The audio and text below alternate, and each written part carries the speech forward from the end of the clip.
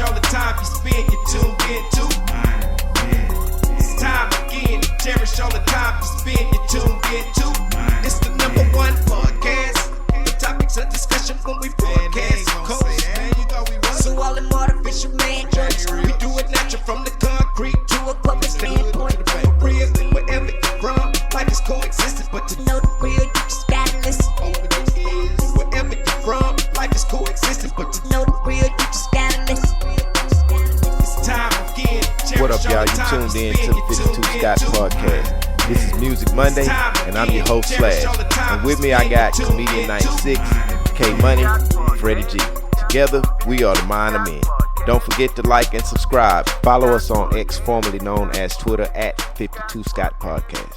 On Instagram and Facebook, the 52 Scott Podcast. All right, and welcome back to Music Monday. Got another great topic. First off, I want to start with Houston's own. Just heard over the course of the weekend that Megan Thee Stallion is set to host the MTV Music Awards in September.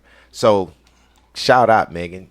You doing your thing. You know, it's a men's game, of course. You know, the music industry. Most industries are simply based around men, you know, leading the way or paving the way. But of course, women are doing the same thing. Oh, yeah. So we can't forget about them. And the only reason I like to talk about the women is because, man, they have to really be strong in a sense of where, you know, they can be misjudged in trying to be in the career that they want to be in. It could be a lot of harassment in the careers that they're trying to get in because most of it is male dominant. So these women have to be extremely strong. So I want to give a major shout out to all the ladies I'll be talking about today, which are the black female producers. That some of these people you may know, some you may not, but they're women and they're black women. And I think one of our main things to do as black men is to uplift the black women because they are the ones who, you know, carry the children. They raise the children. They have to be the ones, you know, mainly taking care of the kids. So this black producer, female producer, y'all know we spoke about her before, Sylvia Robinson, of course.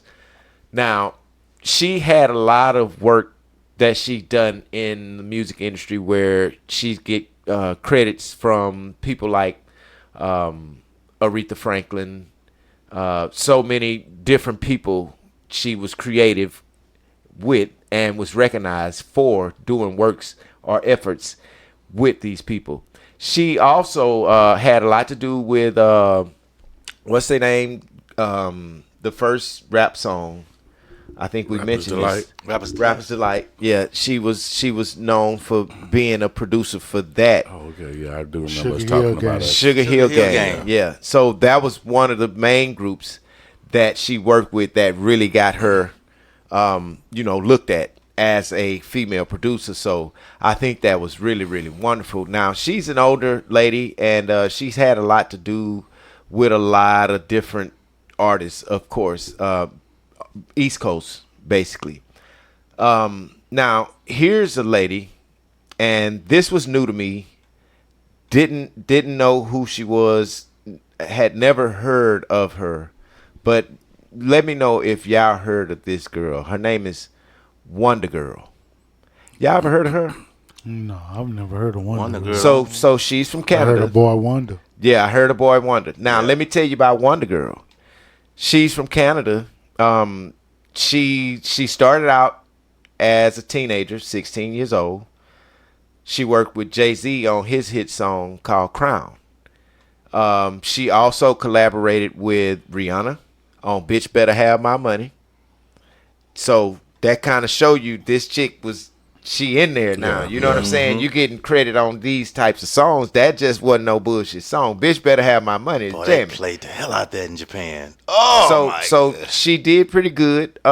She also had something to do with, remember Travis Scott's song Antidote? Yeah. Yeah. She was on that. And in the 2021 Juno Awards, she took home the Jack Richardson's Producer of the Year prize for working on Pop Smoke's album. And the song was Aim for the Moon. And the Jack Boys, Gang Gang. So young girl doing her thing. You know, she's from Canada. I really like to give a shout out to that. And another reason why I picked this show is because we so used to hearing about the male producers and what they do. And of course, we know there's the Dr. Dre's and so many others. But these songs and this song that I mentioned, a couple of the songs that I mentioned with her, especially Bitch Better Have My Money and working with Rihanna, that shows that you in there and you know what you're doing. These people are trusting your sounds. Yeah. Now, she probably would have never got a chance to work with Dr. Dre. And I'm going to tell you why. Dre is not just a producer. He's into sound design. So what is sound design? Sound design is when he can take a sound, throw it in his little program, and make something completely different from it. Something that he's never heard before. So I think it's a little harder to impress Dre. So he's not going and get these people, you know, especially the females. What version? I'm curious to know what version of Bitch Better Have My Money is the you said the Rihanna version or the old version back in the 90s? What we No, Rihanna. Okay. With the likes of Rihanna, okay. the song. When you said Dr. Dre, it was well, like, yeah. I only mentioned Dre because I mentioned Dre because we hear so much about male producers that make the hottest jams. Gotcha. Well, he got girls that do it too. Yeah. And that's all the point I want to make on that. I do like the Rihanna's version better. Yeah, that shit jamming. You know, the track was jamming. When I heard it, I was like, okay, but damn, Rihanna. I was wondering who did the track. So that's who had something to do with it. Wonder Girl. Again, young chick, you know, she doing her thing. Now, here's one. She worked on mainly Jamaican reggae. However, she passed away in 2010 at the age of 79. She had a creative expression in her music. Her name was Sonia Pottinger. Never heard of her. And some of the people that she worked with, because I'm not a big reggae fan, now I listen to some stuff, you know, the popular reggae that, you know, we would hear maybe in the club. Telephone Love. Remember that? Yeah. Well, that's the reggae that I know. Whatever Sonia Pottinger was on, I don't think it had nothing to do with that era. So anyway, she worked with different artists, but she was from the mid 60s to the 80s. So of course Telephone Love was after that. So I don't know nothing that she may have had anything to do with it. But whoever Big Youth, U-Roy, Culture, I think I've heard of Culture. Yeah, that's with Boy George, right? That's Culture Club. Culture Club. I'm this is Jamaican. Jamaican, I'm tripping. What are you doing listening to Boy George? Culture Club. Oh, he Club. duetted. Yeah, he duetted with Michael Jackson. What am I supposed to do if he duetted with Michael Jackson? Y'all know. Duetting with Michael What Jackson. they had. All the songs I know. No, that's Boy George. Well, he come and go. No. Come. Culture Club, but you said duet with Michael Jackson. Well, that's Culture Club. That's him. That's Boy George. What Michael Jackson got to do with that? You said he duetted with Michael Jackson. No, I think you was just making a statement that he did. Yeah, it is right. Say. Was it Paul McCartney? You think about Paul McCartney? Say.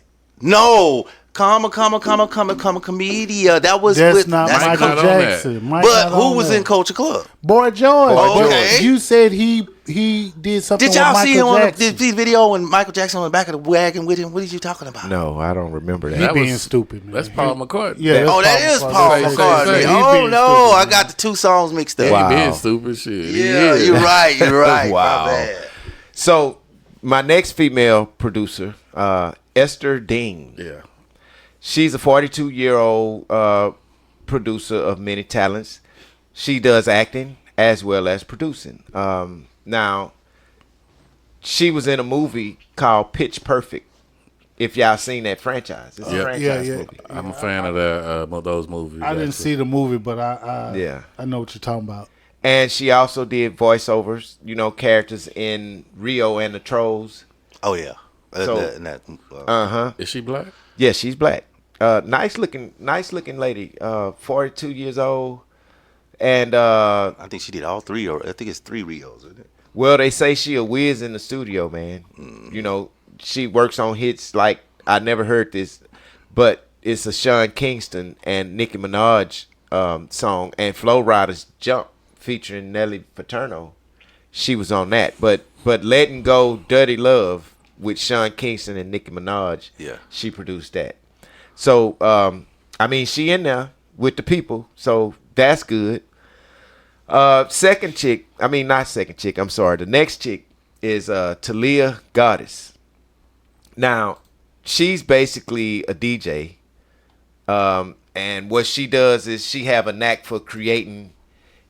I guess what would I call these sounds? Not somatic, but kind of not eerie, but broad sound, ethereal sounds with her music that seem to draw people in. Now, I can kind of understand that because when producing, what gives you ideas is the actual sounds that you hear, not what you have in your head. When you hear a certain sound, it may trigger something that'll give you a melody. So I can understand where producing starts from. But a lot of the producers, and she's one, she's a DJ. So she done DJing. She's from East Flatbush, Brooklyn. And I mean, she's a young girl. So, she chasing her dream in the music industry, and she's probably DJing in clubs and stuff like that. So shout out to her, Talia Goddess. Wishing you what you want in your career, because it seems like you halfway where you're trying to be. Now, Denise Dion, or Diane, I don't know how she pronounces that. She's a black female producer. She was also born in Canada. She's known for her persistent, playful, and passionate attitude. So I guess this is why people like to work with her, because she's got that attitude, and that's a good vibe in the studio. When you have that type of vibe, there's no animosity in there. There's no bad vibes. That's the best way to work with people, in the studio. But she's a singer and songwriter as well. She produces R&B, pop, Caribbean, and hip hop music. So shout out to her, female producer, Denise Dion or Dion. I'm not sure how she pronounced that, but it's spelled DE,ION. So look her up if you want more information about her. I'm surprised. This is somebody I'm waiting for you to say, and I haven't heard her yet. Oh, well, they might be in there. Who you got in mind? Missy Elliott. Yeah. See, Oh, everybody know her as a songwriter. Yeah, Missy. But definitely. she's produced, man, for Monica, Jasmine Sullivan, Mary J. Blige, Whitney Houston, Destiny Child. Was she on there? She's definitely in there. And so anyway, her career as a rapper actually paved the way for her to produce for so many of these people. And the people, what's crazy is her career as a rapper, right? But most of her production credit is for R&B. Yeah, and that's from the 90s. R&B. She worked with a lot of stuff. Oh, she did Get Your Freak On. Get Your Freak On. And that's her personal stuff. Remember, Work It, Let Me Work It. Yeah. Missy produced that. She produced a lot of stuff also with Timbaland. Yeah. They were a team. That VA sound. She produced Aaliyah. So Gone. With Monica. With Monica. Yeah. And she produced Never Been with Mary J. Man, she produced a whole She's bunch got of stuff. some stuff with Jasmine Sullivan as well. Yep. And that's She my do. favorite R&B She do. artist. So you can't miss Missy, man. Need You Bad with Jasmine Sullivan. Yeah. Oh, forgot about that. Yeah. So, but look, Missy created a lot of stuff. She's like trendy. Missy was trendy. She was the first person to come out in her video with a garbage bag on. Yeah, I remember that. You know what I mean? Yeah. Oh, So- and one other thing, you're gonna appreciate this, Comedian 96. She also produced a song for Tamia. What? Which one? Can't Go For That. I didn't know that. She can't go for that. Isn't that Hall and Oates number? A song? I don't know if that's the Yeah, actual I thing, can't go but for that, I'm not saying that it is. The title of the song is called I Can't Go For That. No, yeah. Now, I can't go for that. Let me see if y'all knew this about this person. She produced as well on her self debut album. And let me see what's the name. The Black Cat is what they calling her, but she produced on the 1986 song "Control." You know who that Janet is? Jackson. Yeah, Janet Janet Jackson. She produces. I did not know this, but supposedly her and Mike was always good co-producers, which I can believe that. I can see that. So she also worked with James Harris III and Terry Lewis in 1989 before they joined the force and did the 1993 album with Janet. So Janet did Rhythm Nation, believe it or not. I thought she did Rhythm Say, Nation. man, Janet had her own sound. That's why I said I don't.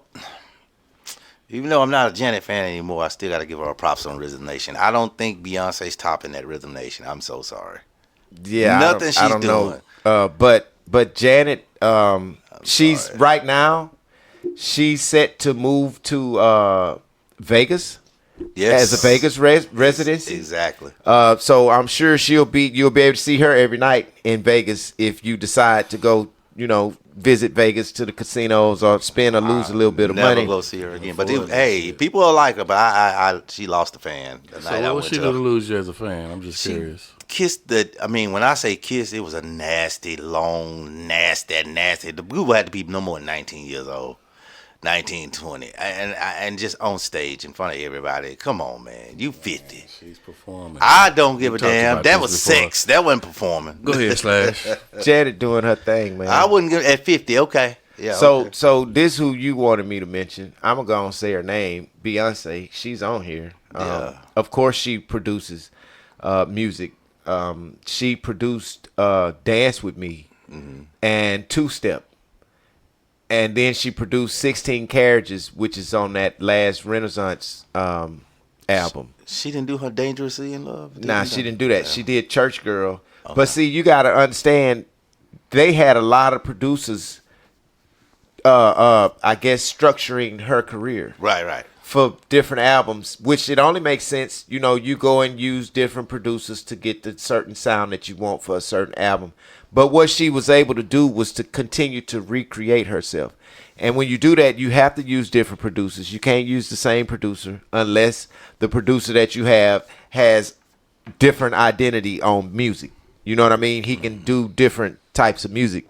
So I can see Beyonce in the studio doing beats. You know what I'm saying? I mean, when you're around it for so long, I mean, she was a child, coming in. So I can see people saying, you know what? Let me let you sit at the drum machine, Beyonce, and show me what you got. Yep. I would do it Yeah. with anybody that sing, because what I'm finna find out is what you like. Now we know how to mesh our sound together. Yep. So I have to give you the opportunity to show me what it is you want to hear. And then once you tell me what you want to hear, I can take from that and say, okay, I got where you're trying to go with this. Another producer, Aretha Franklin, she produced music. She got credited for her production on songs in the 60s with a lot of different female singers. But if it wasn't for Aretha, most of these female singers wouldn't be where they are now. I think she was one of the ones to take the reign and say, you know what, I'm going to get what I'm worth in this industry, when there were so many artists that came before her, that, a lot of times we hear, the record labels don't pay the artists. Well, that's been going on. That's nothing new. People been trying to get away from that. But I think Aretha was one of the first ones to get her just due as far as the financial situation she was supposed to get in the deals that she did back in times where, most artists wasn't really making money. So another shout out to Aretha. She did a good job, and rest in peace. Here's one. I bet y'all didn't know that she did beats, but I can see this from her. Erykah Badu. Yeah. I can see that. I can see her doing beats, because you Yeah. know what? Her beats always been different from anybody else's beats. But some of the names of the guys that she worked with, you can tell that they were foreign guys. They may have been American, but Yeah. those last names are foreign. Yeah. I can't pronounce these. Madukwa, Ndambi. That sounds and like Dambi. African. Yeah, you know what I'm saying? And Bob Powers, of course, I can say that. But in 1997, she worked with these guys to create an influencing sound, like Summer Walker and Rihanna. They take from Erykah Badu and create their stuff. Now I like Summer Walker, but again, she's not a producer. Yeah. Now Badu worked on production with the help of James Poyser, Questlove. Yeah, I know Questlove. You know what? Now I find that interesting. That Questlove from the Roots, right? from the Roots, Yeah. the drummer. Yeah, I believe. I mean, I would work with Questlove. Remember, he did a thing on who was he with? On the Dave Chappelle show. He was playing the drums and the guy was singing. Damn, I can't think his name. And John Mayer. John Mayer, John yeah. Mayer. Yeah, And John they was Mayer. doing the comparison Yeah. on how black people act with Exactly. beats and how white people act with beats. So Exactly. Mayer played the guitar, the white people was dancing crazy, and then came to the barbershop, played the drums for Questlove us. would do the drums, but I would use Questlove as a drummer on a project. So I mean, she worked with good people. Questlove is one of the guys from. Actually, the Roots got one of the toughest hip hop bands. I agree. In our era. So here's a question, and it may sound like a stupid question, but if you are playing nothing but live instruments and you're not behind the boards in no way, shape, or form, who gets the credit for producing? It just depends. And I'll say like this, even though, and this is just an example of vice versa. We hear a lot of times where they say Quincy Jones produced this track. Quincy Jones didn't play the instruments, but Quincy Jones produced it. Quincy Jones may have wrote the music and say, hey man, you the bass player, I need you to do this. You the drummer, man, right here, do this. Do. Okay, bass player, now keyboard player, ding, ding, ding, ding, ding. You know what I'm saying? That's producing. I got you. So they're the instrumentation. But somebody. So back in that makes sense. So back in the day when they didn't have the boards like that, they was using live instruments. The production credit. It sounds like what you're saying, that the production credits went to the person who wrote the music. Right? He's using the Right. That's the 808. producer. And because if you think about it, what's his name? Isaac Hayes. I want to say Black Isaac Moses. Yeah. So he produced a lot of music, but his band was the Barkays band. They was the studio instrument people that he would call. Yep. Hey, when I need to produce a song for Gladys Knight or whoever I'm doing a song for, I need y'all to come in. This part I need you to play. This part I need you to play. So, and it just depends. And I think like that also, and I think I spoke earlier about listening to Frankie Beverly and Maze. And I mean, I get carried away when I listen to the music because all of this is going on at the same time. Well, damn, who wrote the song? Who produced it? Who told him to do that? Because goddamn, the drummer, he cold. The goddamn bass player doing some live shit. The damn, dude, you hear the piano? And they got chords. And it's a nigga on the flute. Who the fuck made all of this? And Frankie doing his shit. Yeah. Who put all of that together? So in some cases, there may be instances where you can get an artist and a producer and create a hit. But in some situations, it take a village to make a hit. So, I mean, if you're a producer, I can say this and I can't say it enough. Don't put yourself in a box. Never ever put yourself in a box. Spoke to a guy earlier today that I knew. He actually kind of DM'd me, and a church I used to work at, I was doing sound board, for the choir, the pastor, and the praise team or whatever. I was working the boards during the service. Well, this guy was the bass player in the band for the church. He contacted me, and I was like, okay, man, do you still have your studio or whatnot? And he was like, well, no, man, I don't do that. But my thing is, okay, to keep myself from being in a box, why not connect with him You know what I mean? And run some beats by him. Let him hear something and let him create the bass line and play the live bass. These are ways to keep yourself out of a box. Any producer, whether you're male, whether you're female, don't put yourself in a box. Make sure you stay creative. Go out and don't be afraid if it's a part that you can't do. That doesn't mean you can't produce it. Tell them what you want them to do. You know what I mean? Hum that shit to a bass player. You know, I mean, I'm being for real. You be honest. Because there's so many ways to do it. And I listened to an interview that DJ Quick did, and they was talking about, you know, working with Dre. And you know what Quick said? Quick said he gave Dre a whole goddamn drum kit. And he didn't get no credits on the record. And he said he didn't care about the credits on the record. It's just the whole fact, nigga. The nigga called me for this project. You know what I mean? And I understand that. But see, what that does for Quick is it puts him on another level when he need Dre. You know what I mean? Not to say that he'll ever need him, but at the same time, man, when you need Dre, you got him. Yeah. You feel what I'm saying? So never be afraid to step outside of the box or say it's something that you can't do. Find ways around that or you'll always be in the same box. Jack, get back. So that's all, y'all, for this edition of Music Monday. Thanks for tuning in. Come back tomorrow and check out True Tuesday with K Money. Hit that like button, subscribe, and follow us on Instagram and Facebook, The 52 Scott Podcast. Follow us on X, formerly known as Twitter, at 52 Scott Podcast.